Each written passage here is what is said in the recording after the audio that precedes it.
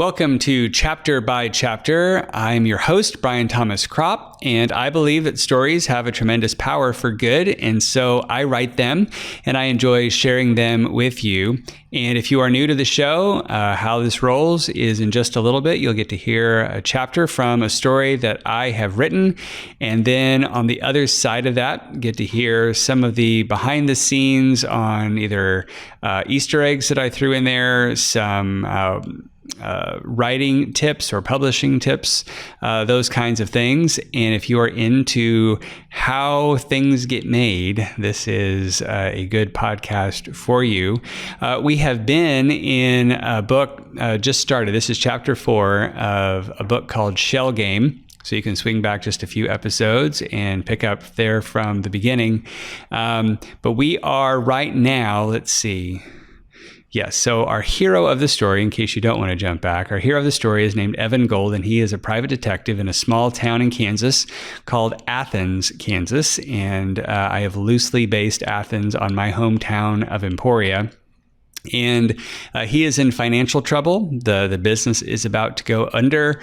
He can't pay the rent on his on the office for his business. Work is not coming in, and to add to everything, his marriage is in the tank as well. So he's got a lot of pressure on him. And a client has come in named Molly Brandt, who has she's missing her father, and wants to see if Evan and or his partner Gabe Silver can locate him. So he's kind of biding his time until the evening when they may be able to get eyes on Molly's father, and this chapter happens. So this takes the story in a brand new direction, and I think you'll find it enjoyable.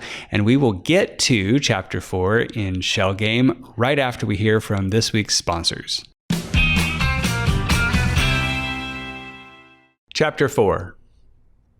Gabe knocked off early to get ready for his rendezvous with Jason Charles and Molly Brandt, which left Evan alone staring out his grimy window, wondering what had come of his life. His marriage was a wreck. The landlord and bank were breathing down his neck for money he didn't have, and he worked with a guy who was a terrible person but who breezed through life as if nothing could touch him. With all the energy he'd launched into life, this was a very disappointing picture he'd painted. For the 1000th time, he looked at his watch. 4 o'clock. The crawl of time had been excruciating, and suddenly the office seemed so confining and the air still and heavy. Evan raked his fingers through his hair, smoothed it back down with his pocket comb, and stood up. He grabbed his coat and hat and exited his office for the first time since Gabe went home. "I'm going out," he mumbled to Sophie on his way past her desk.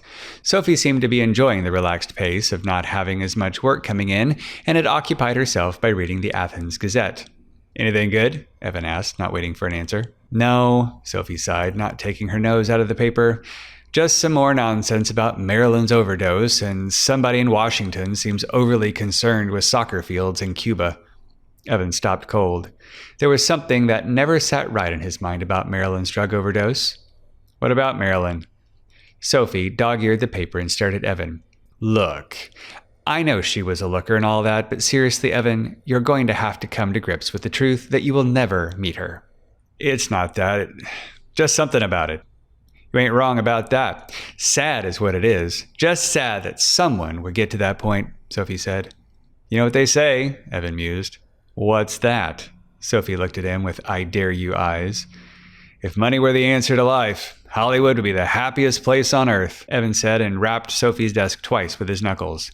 "Is that what they say?" Sophie smirked. "I've heard it before, yeah," Evan said, and then he spied something on the back page of the newspaper.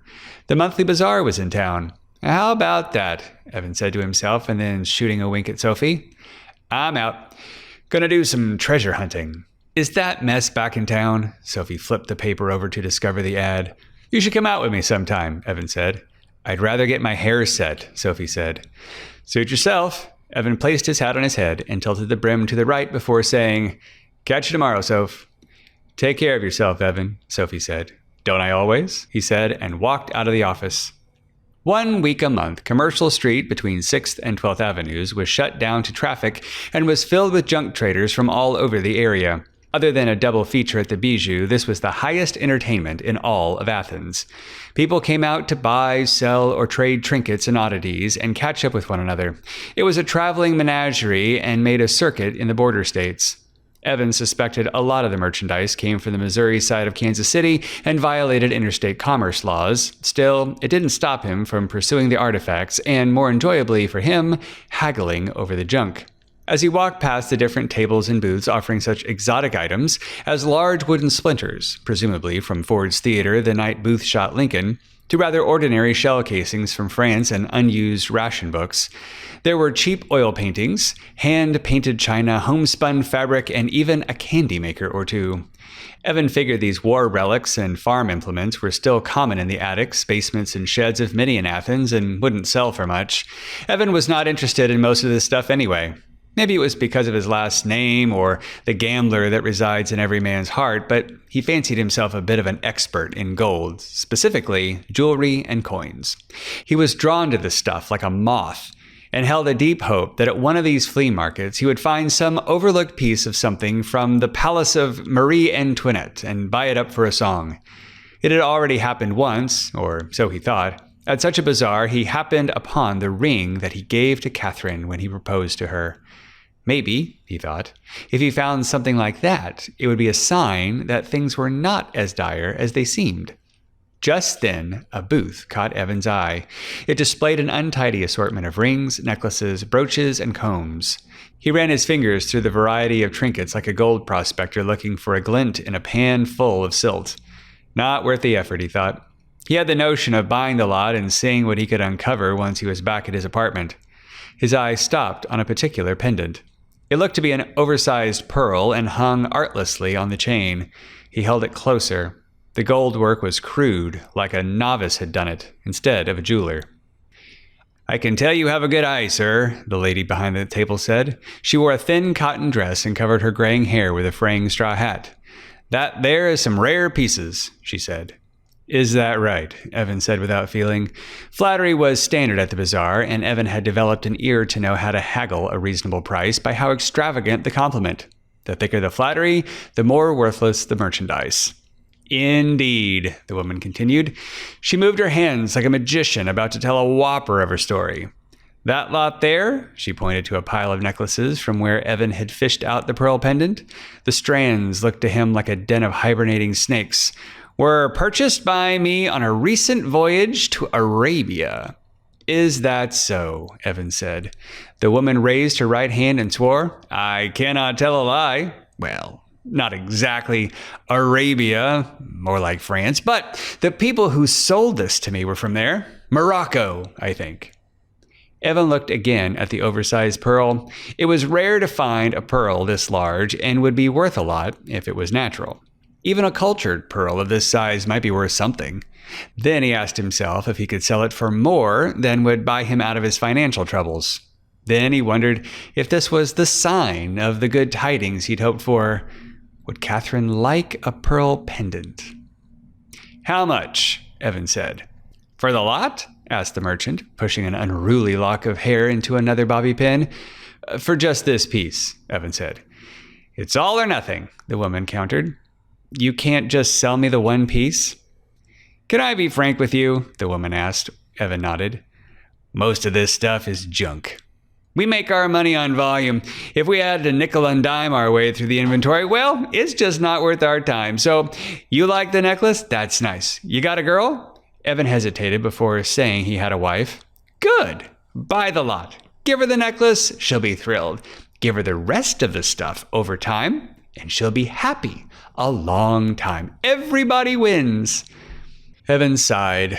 Whatever he offered, he knew it would be a terrible deal. He thought long and hard about walking away. Something was not right about this whole transaction, but something was alluring about the pearl keeping him at the table.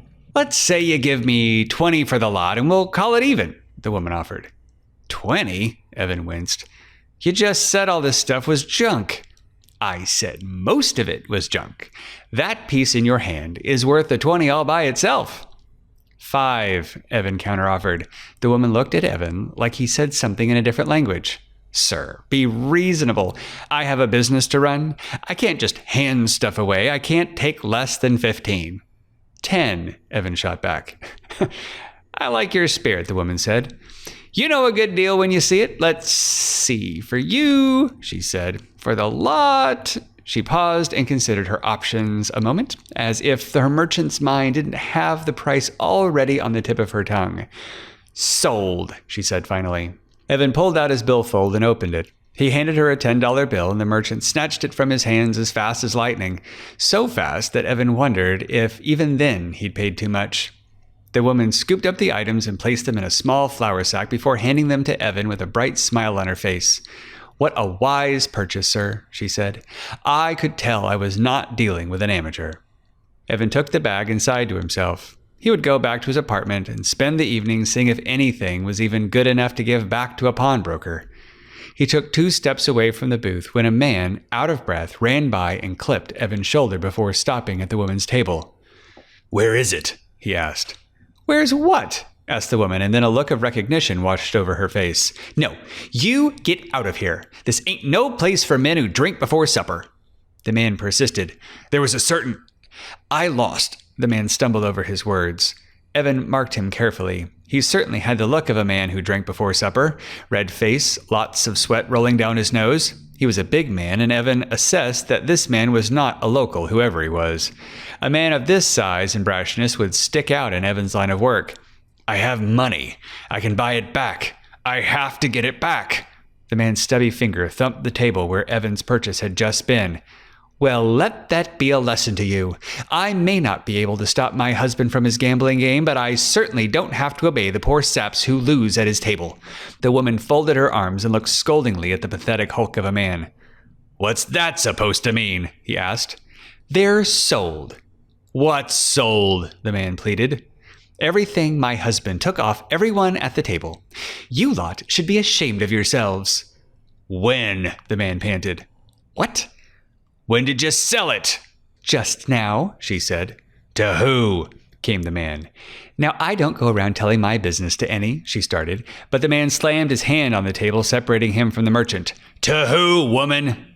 She leaned into his threat with fire in her voice. No need to be rude, sir. If you must know, it was him. And she pointed to Evan. The man quickly turned his focus on Evan and looked at the bulging flour sack. The sweaty man spun his attention to Evan. How much for the bag? He asked, already digging out his wallet. Whatever you want, I need that bag. Evan knew this was a great time to negotiate. After all, he'd probably bought a bag of duds and this pathetic creature was in a frenzy. Evan figured he could get his money back with interest if he took the opportunity, but there was something about the man's desperation that gave Evan pause. Maybe he had something in the bag that was worth something. Because of that old gambler in Evan's heart, he looked at this man in front of him and said, It's not for sale. The man wiped the growing sweat from his brow. Be reasonable, pal, he said. I'll double it. Whatever you paid. Are you kidding me? The woman complained. I'm afraid you're barking up the wrong tree, fella, Evan said and started to walk away. The man placed a hand on Evan's shoulder, quickly turning Evan back around. Evan instinctively repositioned his feet in case this was the start of a fight, which wouldn't have been the worst way to end his day, he thought. Fine, he said. How much? Money is no object. Money is no object, the merchant lady moaned. Do you know how long I've waited to hear those words? I was so close. You don't understand, the sweaty man persisted in keeping Evan's attention.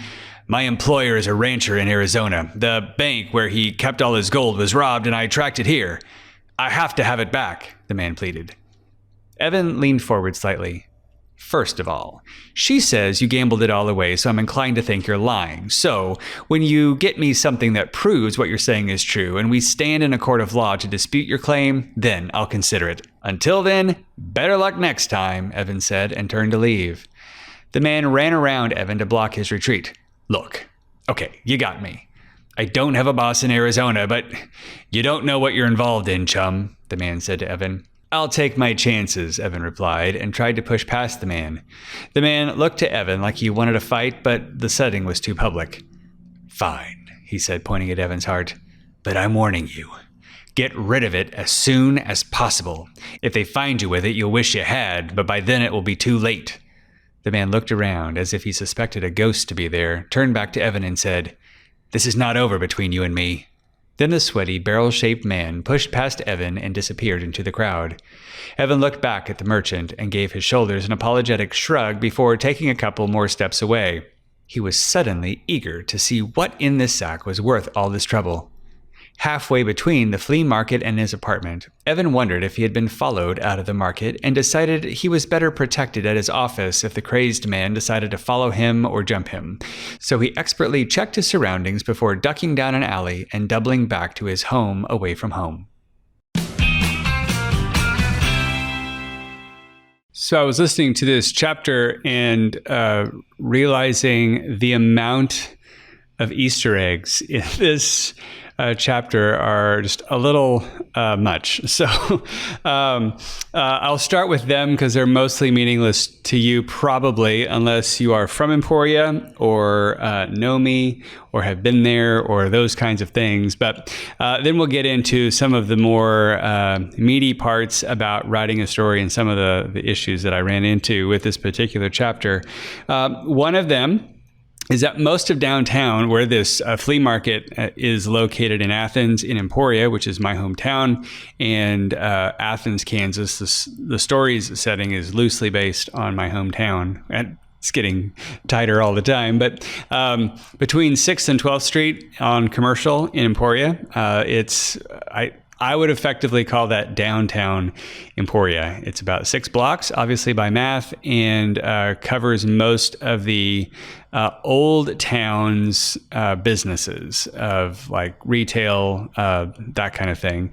To my knowledge, it has never been blocked off for anything like a flea market. So that was an add-in. The flea market, as far as it blocking off streets and that seems like a very European thing. And the image in my mind of what this is was taken from a trip that my wife and I took to Vienna many moons ago. And there is a place in Vienna called, I'm going to butcher the German on this, but it's the Nachtmarkt. Lots of consonants. And it is several city blocks long of just stuff. It could be food, it could clothes, it's all kinds of things. And it's mostly current stuff. I thought the flea market, given the Kansas pioneer culture, there's a whole lot of value, emotionally valuable in old things. So harken back to the Old West and those kinds of things back in Kansas's heyday. And there's a ton of that stuff that you will find in shops and towns in Kansas. So I check out all the current day stuff that you would find in Vienna and put in some of this more old time nostalgic stuff. But there was one interesting thing when we were in Vienna that I ran into. There was a coin seller there at the Nachtmarkt, and they were selling all kinds of coins. And those are not, I'm not a collector, so they're not terribly fascinating to me, but it's fun to see foreign coins and the designs on them and just kind of what's going on. And there's some kind of fascination with the exoticness of foreign coins. But then I found that this place was also selling quarters, U.S. currency. So quarters, dimes, nickels, that kind of thing. And I thought, well, that's dumb, because it's just, why would I buy in Germany a U.S. quarter? That didn't make any sense to me, but it kind of hit me kind of interestingly about the amount of value I would say put on a Korean coin, which to a Korean national would also not be that special. But as soon as I saw something that was very common to me, like, it doesn't really have that much value. It's just a quarter. I thought that was kind of interesting. And that to have Evan wander through a place where some things were valuable and some things weren't to him, kind of interesting. There is, let's see, I had to deal with, it's 1962 or so, and then how to deal with a variety of problems that causes, like the value of currency in 1962 is different than it is when I was writing the story in 2021. And so I had to look up what I thought in today's currency, the value of this bag of jewelry that he ends up with, what would that likely have been worth in 1962? And so that's where I came up with $20. $20 doesn't sound like a whole lot to me. And there's a lot of money that gets talked about in this story. And it's way dumbed down from what I wanted the emotion of it to be. It's kind of like the thing from the Austin Powers thing in the first movie, where he says, like, and the ransom will be $1 million. And everybody's like, it really doesn't mean how about it's $1 billion. Just kind of ramp it up a little bit. In this case, I had to dumb it down. And it probably means to you listening to it, like, well, that really is a bag of junk if you got it for $20. But back then, that would have been more in the realm of $100 to $200, that same kind of a deal. Let's see. We also have the other time issues, not issues, but ways to kind of help continue to ground this in 1962. By the time this story takes place, Marilyn Monroe has arguably died of a drug overdose in California. And I say arguably because out of her death, there's a whole line of conspiracy theories that she did not overdose, but either she committed suicide or the mob got her or the government got her or some kind of thing like that. And so that, in my mind, is the thing that doesn't sit right with Evan about her death. It's not so much that she was an attractive woman for the time, but it's that there's just something off about it. And so there was that. Plus, around 1962, there was a thing called the Cuban Missile Crisis, and it gets started by some satellite photography from, I'm guessing, the CIA, looking down in Cuba and realizing those soccer fields don't look right. And it turned out that they were Russian-supplied missile silos, or something along those lines. I didn't do like a big deep dive, but I was trying to look as to what were current events going on in 1962. And the Cuban Missile Crisis has not yet happened, but it's about to. It doesn't really factor into the story, so don't get that excited if you are a Cuban Missile Crisis history buff. This is the only reference, just to get it more grounded in 1962. I also doubt seriously that the newspapers carried, I wonder what's going on with those soccer fields. That seems like we would have been tipping our hand just a little bit much. But the big issue with this chapter is sort of what do I do with sequels? I've really only written one other sequel, and that would be from my Casey Jackson and Southacre series. And the sequels were kind of baked into the whole thing. I had planned all 4 of those books out at the same time and wrote them sequentially at the same time. So I kind of knew how all that was going to go. And this one was not written that way. I'd written all of Showdown in the Yukon and then thought, I wonder what would happen if I merged some crime noir story with an adventure. How would that exactly work? And didn't want to tip the hand too early, particularly if this is your first time to encounter the Pearl Saga. I didn't want you to be lost into what's going on. I wanted you to have a very interesting story to be attached to. And for the most part, where the Pearl does not play a huge factor in Showdown in the Yukon, it plays a slightly larger impact in this story and then is the entire focus of the 3rd book. So its importance keeps growing, but for the most part, this book is a crime noir, and the Pearl has some magical, supernatural-ish, maybe properties that factor in quite a bit. But how do you introduce that so that A, it's natural to the story, but B, if you had read Showdown in the Yukon, you might come across this film and go, oh, I know what's going on. Sort of how do you drop those Easter eggs for the reader in a way. So this was a way to do that, to set up, there's something important going on with this bag of jewels. And if you've read Showdown in the Yukon, you know, well, there's a pearl. I'm guessing since it's the Pearl Saga that's important, but then I keep delaying the actual payoff for what that is. So if you've read the story already, you know that I delay. I'm letting you know I'm delaying it a little bit because it's fun to tease people in a tantalizing way. And so this was a way to do that as well. Also, I've got in here my frustration with symbolism and imagery. And I say frustration in that I don't do it very well. So if you were, say, somebody who has great pictures in their brain, but their hands just won't draw them. This is how I feel about symbolism and imagery. Throughout this story, I think almost every time we go to Evan's office, he's looking at grimy windows. And I think there's this fog that just bizarrely is permeating the town for the entire week that this story takes place. And both of those I was hoping to use as symbols. Is probably a little heavy-handed and not that artfully done, that he just can't quite see the world the way it is. There's something clouding his vision all the time. He's looking out windows that are grimy, so it kind of taints how he sees the world. He's walking around literally in a fog for most of the story.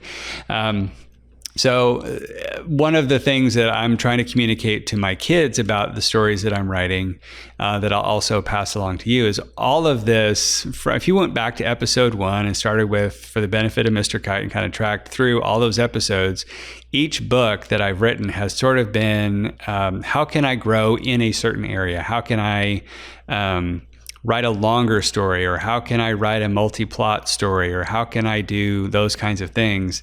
And in this case, it's, well, how do I really think about imagery and symbolism to make a multiple read of a story more enjoyable? I don't know who would read this story more than once, but you know, if you did, what would make that interesting? I just finished listening to a book from John Steinbeck, where it's his journal writing out of Eden, or east of Eden. And one of the things he's constantly talking about in that is that he knows, probably because by this point he's John Steinbeck and he's written Of Mice and Men and Grapes of Wrath and all this kind of stuff, but he's writing East of Eden knowing that scholars are going to get a hold of it, and he wants to make it kind of chewy for them so that they have something to chew on, and that he's working in all these symbols and stuff. It's an interesting take on knowing yourself and knowing who your audience is going to be, but also that there really is an intentionality that at least that he had in putting in these symbols, and that's probably something that I'll continue to want to grow in, and those kinds of things as I'm trying to become a better and better writer. But that's, Easter eggs and all, that's sort of what's all baked into chapter 4 of Showdown in the Yukon. And I hope that you have enjoyed the story and are enjoying the story. I hope that you can swing over wherever the places are and leave a rating and review. I forgot to mention this last week, but in case you are interested in watching this, it's still all audio, so I don't know who would actually watch this, but you might, if you're at work, throw on the YouTubes and listen to the video, if you can do that.